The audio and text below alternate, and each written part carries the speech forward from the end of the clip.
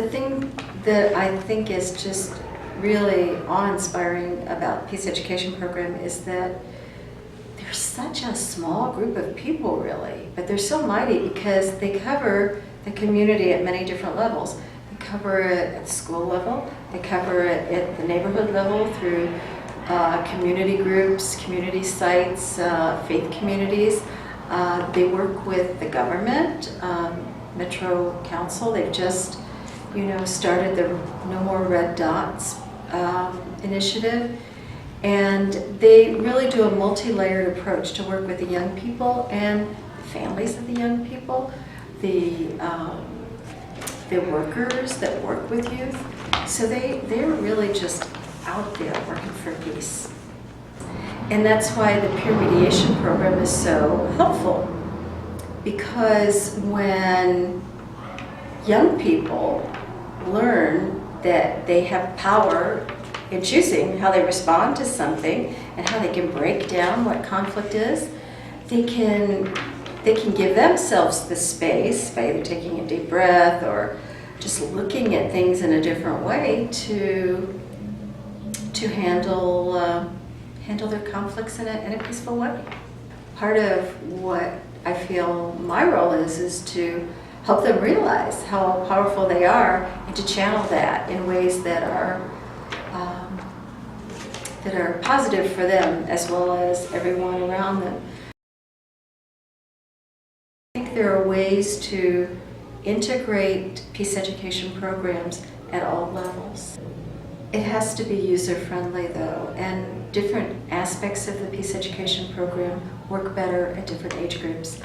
And my experience has been that although I love the peer mediation program, at the elementary level, it doesn't fly too well. So what we did at my schools was to make it easy for them, and we offered them cooperative games instead. So when we integrate that in the morning meetings, we're getting student leadership and empowering the students to be leaders by teaching these games. And we're empowering the students because they're learning these skills. And we're empowering the teachers because they didn't know how to play the games and to help their students either. At Stone Street Elementary, we had just trained our very first group of cooperative games leaders.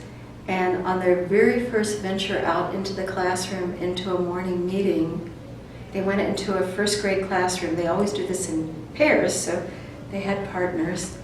They went into this first grade classroom prepared with their 3 games. It was a 20-minute session. And less than 10 minutes into the session, one of the students in the first grade class had a seizure. So it wasn't a conflict that they had personally, but it was definitely a conflict in the room. And the way they handled it was amazing.